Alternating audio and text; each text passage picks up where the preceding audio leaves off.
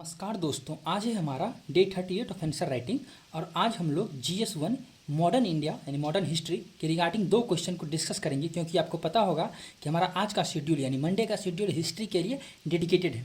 और आज हम लोग दोनों आंसर इन दोनों क्वेश्चन डिस्कस करेंगे रिवोल्ट ऑफ 1857 टॉपिक से, जो कि दोनों यूपीएससी प्रीवियस ईयर का पार्ट है। तो आपका मोर और लेस ये टॉपिक कवर हो जाएगा। तो आइए देखते हैं आज का क्वेश्चन क्या है। क्वेश्चन बोलता है कि जो 1857 का रिजल्ट था, मतलब रिवोल्ट था, the 1857 revolt uprising was the culmination of recurrent big and small local rebellions that had occurred in the preceding 100 year of British rule elucidate। ठीक है, देखिए इसका मतलब ये हुआ कि जो 1857 का रिवोल्ट था वो कोई एक सिंगल इवेंट का रिजल्ट नहीं था। ऐसा नहीं कि वो काउ और पिग्स के फैट से बना हुआ कार्ट्रिज था उसके कारण हुआ, नहीं, ऐसा नहीं था।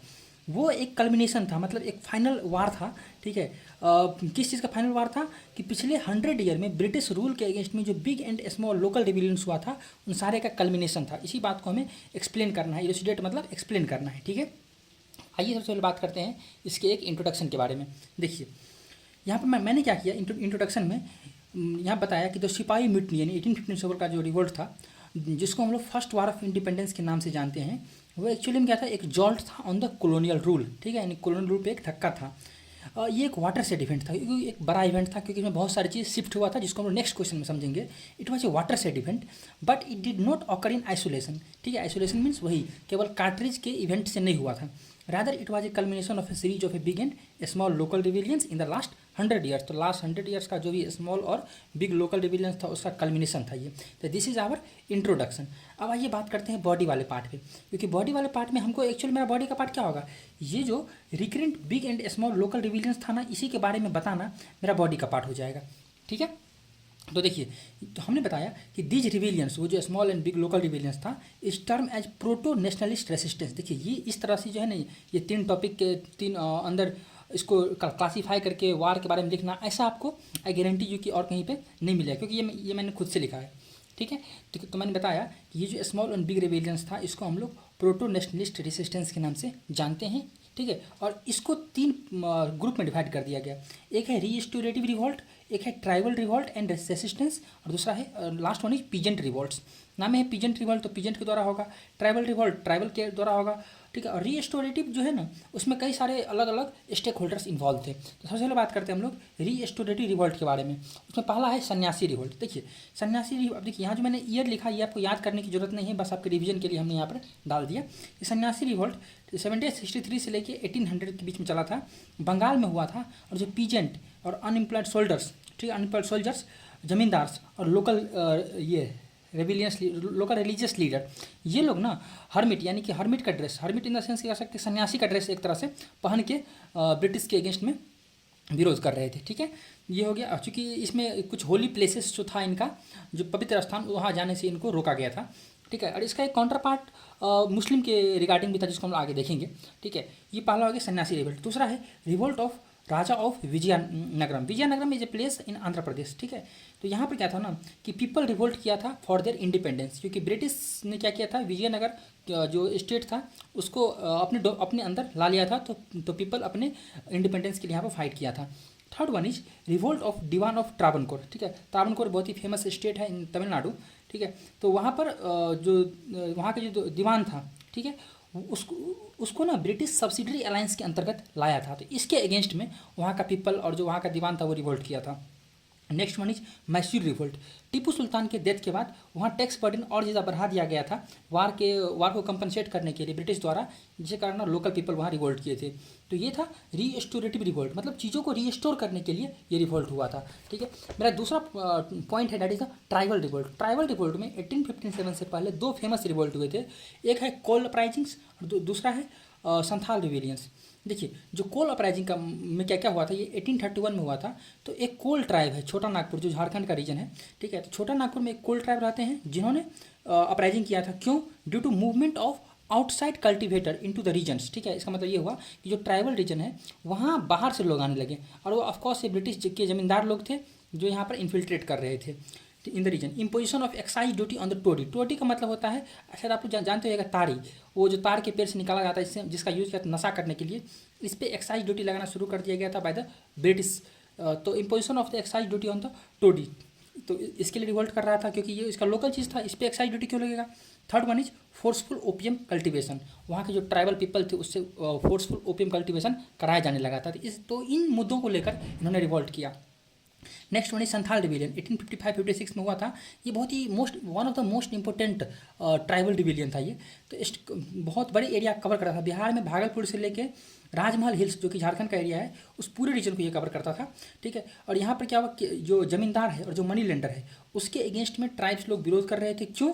क्योंकि जो लैंड ट्राइब का था बरसों से, मतलब ट्राइब्स यहाँ पर रहते थे, यहाँ पर अपना लैंड प्रिपेयर किए थे, इस पे अब क्या किया ना, लैंड टैक्स लगा दिया गया, यहाँ पर टैक्स लगा दिया गया, तो ट्राइब को लगा मेरे ही ज़मीन पर टैक्स लगा दिया जा रहा है, इसलिए संथाल रिविलियन हुआ था। संथाल परगना एक एरिया है, वहाँ हुआ था।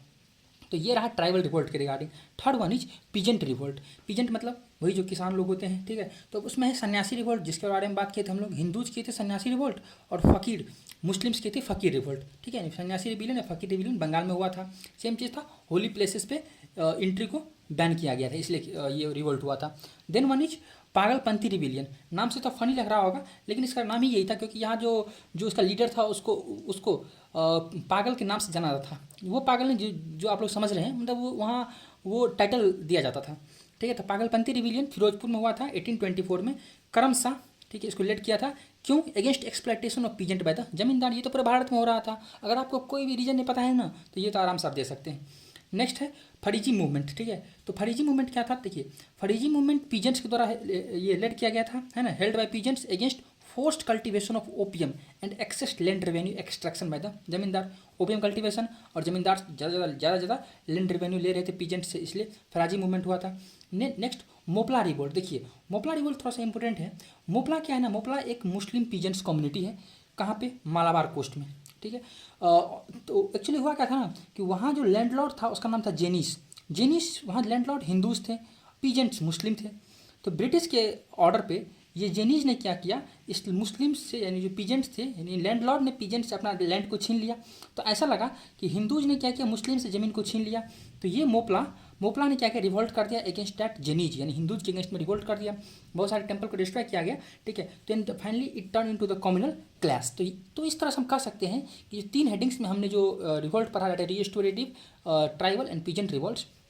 ये रिवोल्ट एक तरह से कह सकते हैं कि बैकग्राउंड था, प्रोटो नेशनलिस्ट मूवमेंट था फॉर द 1857 रिवोल्ट, ठीक है। तो अब इस क्वेश्चन को हम लोग कंक्लूड करते हैं। तो देखिए, अब इसको हम इन तीनों रीजन को हम लोग लिंक कर देंगे फाइनल 1857 के रिवोल्ट से। देखिए, finally the issue of greased cartridge made up of fat of cow and pig. आप लोग ये तो सुने ही होइएगा, ठीक है। जो ग्रीस्ड कार्ट्रिज का इशू था, जो कि ऐसा बोला गया था ना कि वो जो कार्ट्रिज है जो कि गोली में रहता है, उसमें फैट है किसका, काउ का और पिग का, जो कि हिंदू और मुस्लिम सेंटीमेंट को हर्ट करता था क्योंकि उसको मुंह से, माउथ से इस तरह से पिकअप करना पड़ता था, ठीक है। तो ये बताया गया है कि the issue of greased cartridge made up of fat of cow and pig act as a immediate cause of 1857 revolt, ठीक है, जो कि which paved the way for the emergence of Indian national movement. क्योंकि आपको पता होगा कि 1857 का जो रिवोल्ट था, that is the first war of independence. ये जो इंडियन नेशनल मूवमेंट हुआ था, जो कि 1947 में अल्टीमेटली इंडिपेंडेंस दिलाया था, इसके लिए एक बहुत ही इंपॉर्टेंट रास्ता बना दिया। ओके, तो ये रहा हमारा पहला क्वेश्चन। अब आते हैं दूसरे क्वेश्चन पे, ये भी 1857 रिवोल्ट से रिलेटेड है। देखिए, क्वेश्चन क्या बोलता है कि हमें एक्सप्लेन करना है कि how the uprising of 1857 constitute an important water shade in the evolution of British policies towards the colonial India. देखिए, हमने कितना अच्छा सा क्वेश्चन, 2 क्वेश्चन रखा। पहला क्वेश्चन क्या था कि 1857 का जो रिवोल्ट हुआ था, इससे पहले किस तरह का माहौल था, क्या क्या रिवेलियंस थे। और उसके बाद दूसरा क्वेश्चन मैंने रखा, इस रिवोल्ट के बाद जो ब्रिटिश पॉलिसीज बना इंडिया का, वो पॉलिसीज किस तरह का था। ये क्वेश्चन है, इसको हमें क्या करना है, एक्सप्लेन करना है, 200 वर्ड्स में बताना है इसको। ये भी प्रीवियस ईयर का पार्ट रह चुका है। तो आइए देखते हैं इंट्रोडक्शन के बारे में। आप देख सकते हैं 1857 के रिवोल्ट के रिगार्डिंग हमने दो डिफरेंट इंट्रोडक्शन को यहाँ पर समझ लिए। देखिए, the first war of independence, that is the 1857 revolt.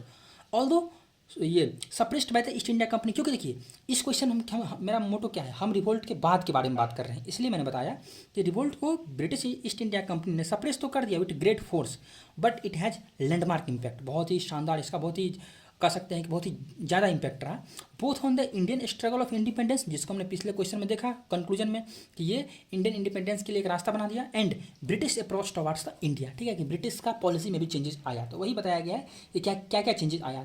तो आई होप आपको इंट्रोडक्शन समझ में आ गया होगा, जो पूरी तरह से क्वेश्चन से लिंक्ड है।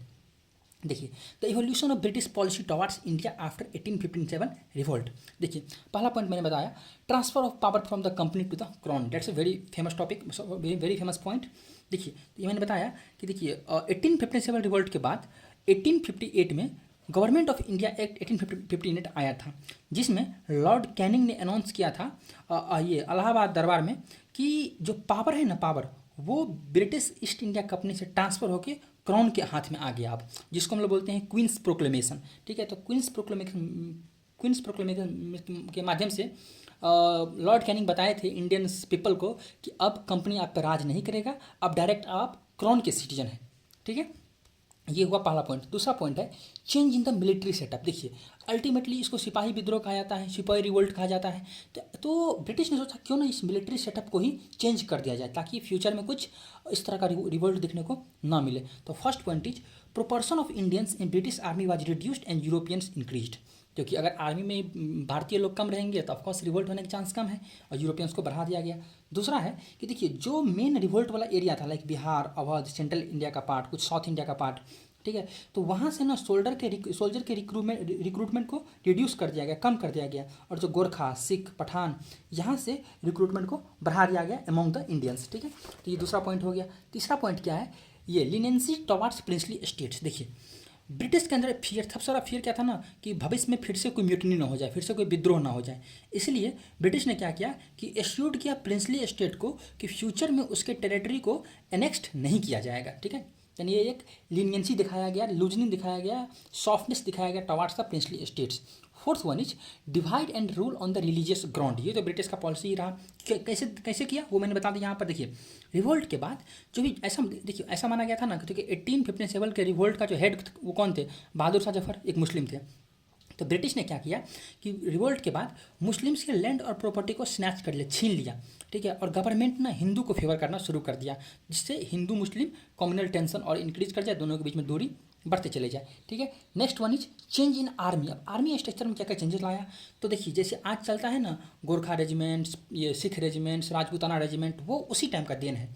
ठीक है, तो separate battalion were created on the ground of caste, community and region, ताकि क्या रहे, आपस में भेदभाव बना रहे। And higher post were was reserve for the Europeans. अब हायर पोस्ट पर कोई इंडियन रहेगा ही नहीं, यूरोपियंस रहेगा, कमांड वही देगा। Six one is change in the economic policy. देखिए, इकोनॉमिक पॉलिसी में क्या क्या चेंजेस आया, देखिए क्यों चेंज लाया। 1857 का जो रिवोल्ट हुआ था उससे ब्रिटिश को बहुत लॉस हुआ था। तो इस पैसा को, ये जो वार का था ना, उसको कंपनसेट करना था। तो इसके लिए इन्होंने क्या किया, इनकम टैक्स का कॉन्सेप्ट ला दिया कि इंडिविजुअल को इनकम टैक्स देना पड़ेगा, जो कि आज भी देना पड़ता है। ठीक है, और जो भी वार का खर्चा था ना, वो ब्रिटिश ने क्या किया, ब्रिटिश इंडिया पे डाल दिया, मीन्स इंडिया पे डाल दिया। अब इंडिया इसको कंपनसेट करेगा। ठीक है, तो ये है change in economic policy. Then unintentional development. अब क्या हुआ ना कि इसके बाद ब्रिटेन सोचा ना कि जो इंडिया का इकोनॉमिक स्ट्रक्चर है उसको हम और कमज़ोर कर देंगे। कैसे, जो इंडिया हैंडीक्राफ्ट इंडस्ट्री है उसको पूरी तरह से डिस्ट्रॉय कर देंगे। तो कैसे करेंगे, जल्दी जल्दी जो भी रॉ मटेरियल है उसको यहाँ से ले जाओ ब्रिटेन, और वहाँ से सस्ता ये मैन्युफैक्चर्ड गुड फैक्ट्री से इंडिया के मार्केट में डंप कर दो। तो इसके लिए उन्होंने क्या किया, रेलवे और रोडवेज, रेलवे तो पहले स्टार्ट हो गया था, बट रेलवे और रेलवे के नेटवर्क को ना काफ़ी इंक्रीज किया। ठीक है, ताकि वो डिस्ट्रॉय कर सके इंडिया हैंडीक्राफ्ट इंडस्ट्री को। Next one is that is change in the social policy. अब देखिए, समाज में परिवर्तन लाना है ताकि ब्रिटिश के इंग्लिश में विरोध ही ना हो। आज भी आप देखते होइएगा, ब्रिटिश ने भले ही इतना दिन हम लोग को गुलामी के अंदर रखा, लेकिन हम लोग ना ब्रिटिश से नफरत नहीं करते हैं। हम लोग चाइना से नफरत करते हैं, पाकिस्तान से तो ऑफकोर्स करते हैं, बट ब्रिटिश से कभी नफरत नहीं करते हैं। क्यों, क्योंकि उन्हीं का एजुकेशन सिस्टम, एक्चुअली मेरा जो हमारा ब्रेन है वो ब्रिटिश एजुकेशन सिस्टम का ही देन है, अगर आप डीपली सोचिएगा तो। ठीक है, तो वही बताएगा चेंज इन सोशल पॉलिसी। तो more focus on the modern education. क्यों, क्योंकि बहुत ही फेमस लाइन है ये, to create a class of Indians who will be Indians by blood and British by mind. ठीक है, ये मैकुले का स्टेटमेंट है। देन उसके बाद, इसलिए मैंने यहाँ पुट कर दिया, देन उसके बाद एकोमोडेट द इंटरेस्ट ऑफ जमींदार एंड एग्रीडेंट क्लास, जो एग्रीकल्चरल क्लास थे उसके इंटरेस्ट को ध्यान दिया गया। तो ये रहा 8 पॉइंट जो ये बताता है कि क्या क्या पॉलिसी में चेंजेस आया। आई होप ये सफिशिएंट पॉइंट है, अगर आप इतना ध्यान में रखते हैं इट्स अ ग्रेट थिंग। अब आइए इसको कंक्लूड करते हैं। Hence after revolt British government started consolidating it's hold on India. क्योंकि देखिए, जब अमेरिका ब्रिटिश के हाथ से निकल गया था 1776 में, ठीक है, अमेरिकन वार ऑफ इंडिपेंडेंस होने के बाद, तो ब्रिटेन के क्राउन का जो ज्वेलरी था, सबसे बड़ा ज्वेलरी था, वो इंडिया था। तो ब्रिटेन किसी भी कीमत पर नहीं चाहता था कि भारत उसके हाथ से बाहर निकले, इसलिए उन्होंने कंसोलिडेट करना स्टार्ट कर दिया भारत पे अपने होल्ड को, with an aim of having long lasting empire. ठीक है, तो ये रहा हमारा आज का डिस्कशन। कैसा लगा आप कमेंट बॉक्स में बता सकते हैं। Thank you very much for the discussion.